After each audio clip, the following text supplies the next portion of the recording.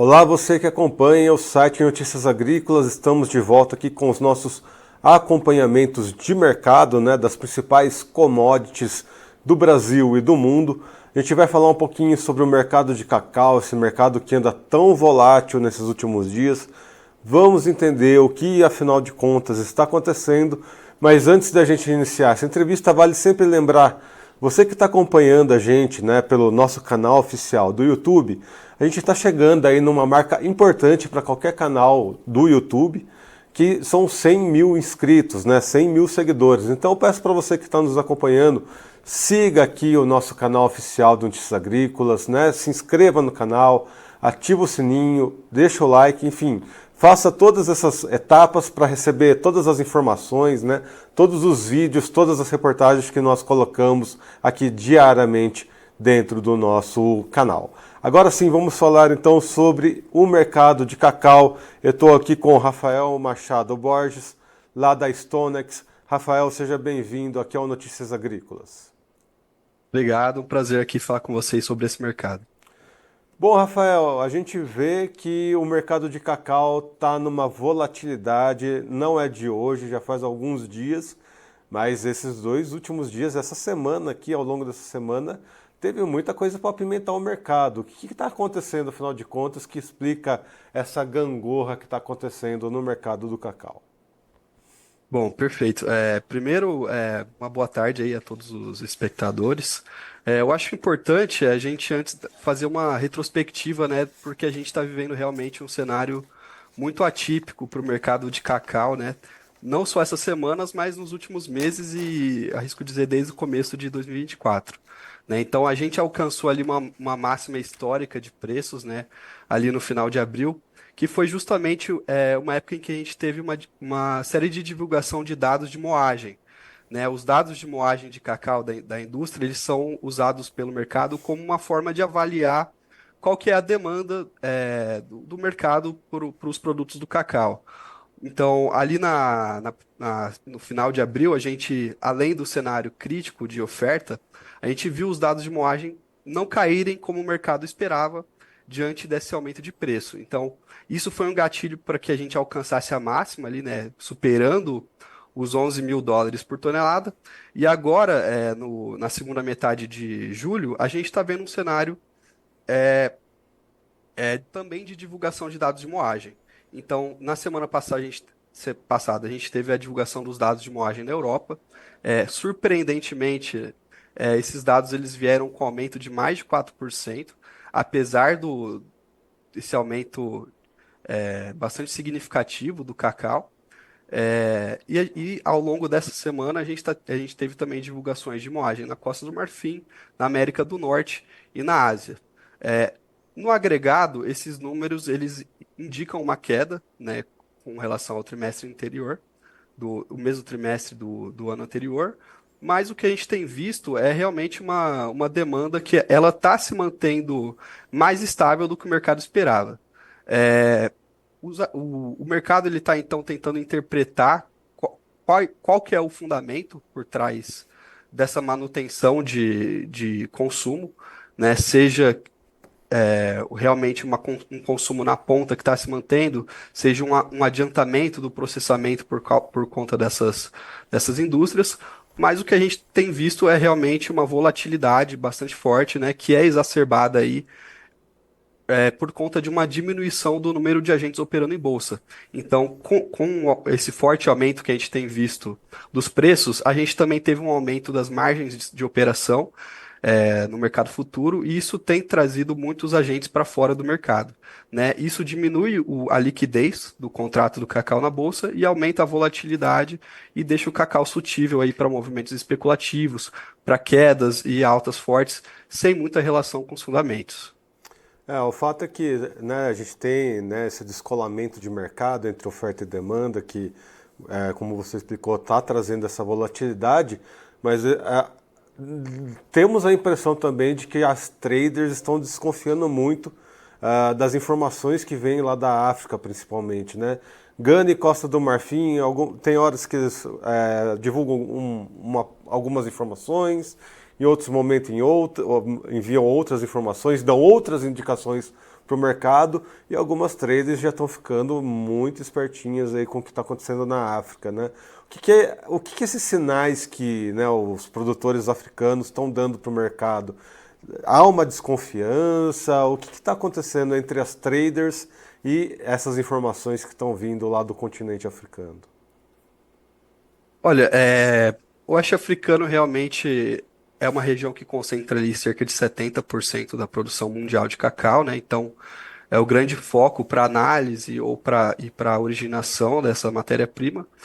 E o que a gente vê é que realmente uma região que a gente tem menos informações, então é mais difícil encontrar informações de qualidade sobre essa região, mas o mais crítico dessa safra é realmente essa forte quebra de oferta e que realmente levou muitas trades ao prejuízo, né? Então, existe um padrão de negociação de venda antecipada das safras.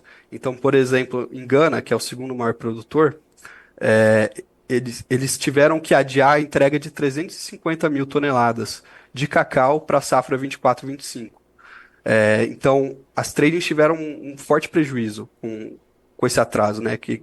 E realmente esse atraso ele acontece por conta de uma venda antecipada que não previu o tamanho da queda que a gente teve nessa temporada. Então, a Organização Mundial do Cacau, ela estima aí uma queda próxima a 20% na produção de cacau, tanto na Costa do Marfim quanto em Gana, e isso realmente trouxe bastante prejuízo para essa questão das vendas antecipadas das tradings. Aí trazendo as causas dessa queda de oferta, a gente tem aí um clima que não foi favorável, a gente tem incidência de doenças, a gente tem um subinvestimento crônico no setor, então realmente é um problema estrutural que a gente vê ali no oeste africano, que é também uma região que é mais difícil a gente conseguir informações de qualidade, e realmente os negócios ficam mais obscuros por esse sentido. E quais que são as perspectivas? A gente vê que a volatilidade ela está mais acirrada nos contratos mais próximos aqui do spot. Só que quando você vê os contratos mais futuros, né, mais de longo prazo, apesar de ter variações, está relativamente um pouco mais fixo assim, né, a faixa de preços. Isso demonstra ali, né, que apesar dessa volatilidade, uma situação futura possa trazer ali um equilíbrio maior para o mercado, Rafael? Isso, a curva futura hoje do cacau, ela indica realmente um cenário que a gente chama de backwardation, né? Então, os contratos de maturidade mais longa, eles estão bastante abaixo dos contratos mais próximos, né? E isso indica realmente que o cenário é de um aperto mais de curto prazo. O consenso hoje, ele é de que a safra 24-25 que começa em outubro, provavelmente será de um superávit. Isso porque a gente já está vendo uma queda na demanda, né? Provavelmente a gente deve ver os próximos trimestres demonstrando uma queda ainda maior, né? Isso porque as indústrias e os produtores de chocolate eles estão, de qualquer forma, buscando maneiras de utilizar outras matérias-primas equivalentes ao cacau, diminuir essa utilização, e isso vai trazer uma queda na demanda e provavelmente a gente deve ter uma recuperação na produção na próxima safra. Isso porque a gente está passando também por um período de transição de El Niño em 2023 para Laninha nesse ano. Então, agora em agosto a gente teve recentemente uma notícia de que a gente já deve estar transicionando para o Laninha e isso traz um cenário climático um pouco mais favorável para as regiões produtoras, né, de cacau que ficam ali por volta da região da linha do Equador. Tudo isso leva a crer que a gente deve ter uma recuperação na produção no próximo ciclo, né? O cacau ele se valorizou muito, então os produtores eles devem ter melhores condições de investir em melhor manejo das árvores, em melhores condições de fertilização. Então a gente espera essa leve recuperação na próxima safra.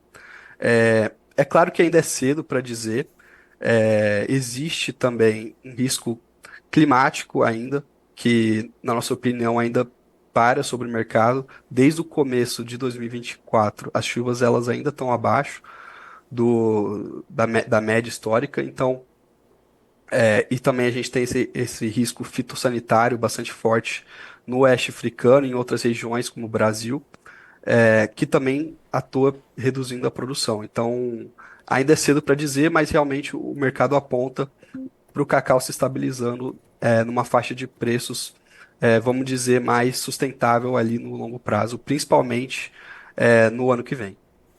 Bom, agora falando um pouquinho aqui para o Brasil, a gente viu que os produtores se animaram, né, com os preços internacionais, teve muito produtor que aproveitou esse momento.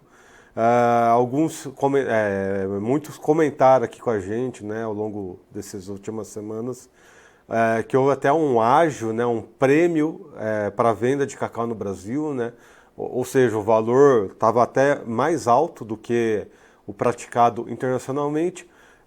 E a tendência, né, vendo, né, as cotações atuais, é que o mercado permanece forte aqui no Brasil, né? Os preços, as cotações internas permanecem fortes.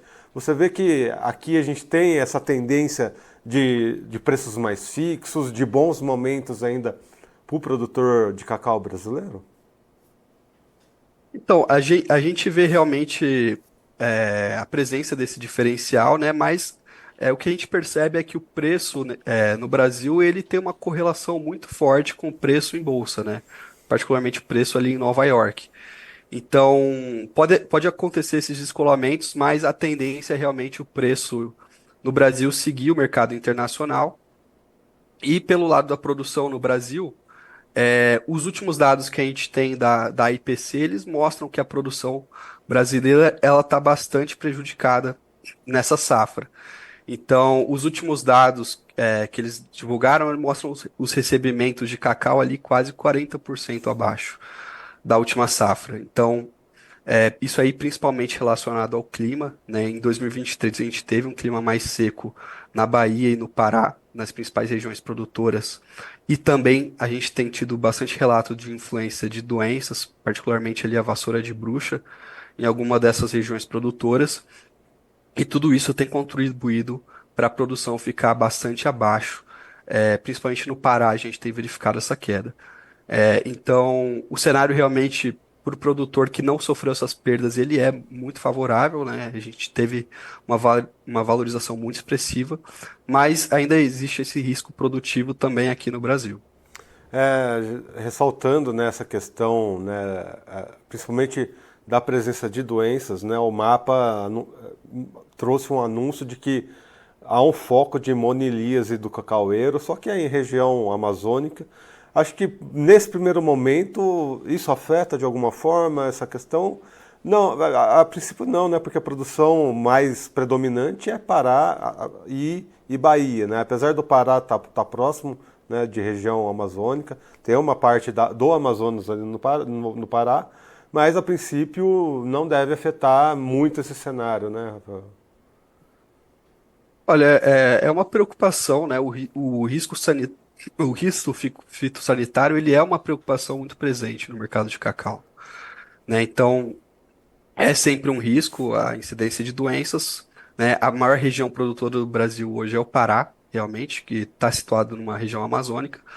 É, mas a gente não vê por enquanto, isso como algo que influenciou essa temporada, né? Então, existe sempre esse risco, mas também existe o fato de que a remuneração melhor aos produtores, né, por conta desse aumento do preço, pode dar melhores condições de manejo dessas doenças também, né? O que pode ser algo favorável aí para as próximas safras. Tá?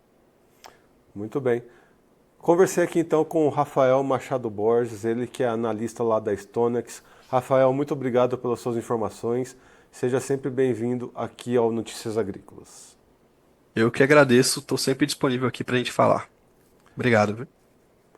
Muito bem, amigos, conversamos aqui então sobre o mercado de cacau, esse mercado que anda tão volátil, principalmente com relação ali, né, esse descolamento entre oferta e demanda, com informações lá da África, né, trazendo problemas relacionados principalmente a doenças do cacau, que trazem aí muitas desconfianças, né, sobre as informações que chegam lá do continente africano, mas a moagem ali mostrando que segue firme, né, na Europa, segue firme. Então realmente a demanda se mostra mais firme do que o esperado pelo mercado, o que acaba aí trazendo variações significativas para o cacau, mas vale atenção, afinal de contas, né, o mercado futuro, como o Rafael explicou, traz indícios aí de que se a safra melhorar lá na África, se eles conseguirem lidar com as doenças que acontecem lá, é para o mercado ficar mais tranquilo daqui a alguns meses.